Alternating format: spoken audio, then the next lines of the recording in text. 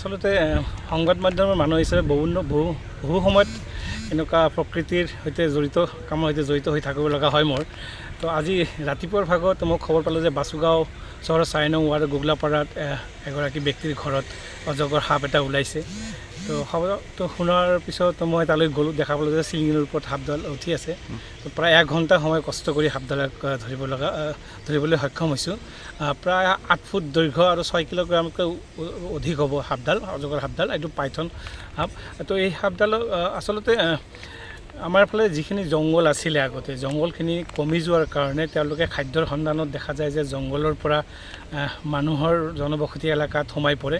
আৰু এই সাপডালৰ ক্ষেত্ৰতো তেনেকুৱা হৈছে, কাৰণ এইটো অঞ্চলত জংঘল যি ধৰণে ধ্বংস হৈছে, যাৰ কাৰণে এতিয়া যিসকল আমাৰ জংঘলৰ জীৱ জন্তু আছে তেওঁলোকে বাধ্য হয় এনেকুৱা জনমানসত আহিবলৈ খাদ্যৰ সন্ধানত। তো মই সাপডালক উদ্ধাৰ কৰি আমাৰ বাসুগাঁও ফৰেষ্ট ৰেঞ্জত মই গতাই দিছোঁ।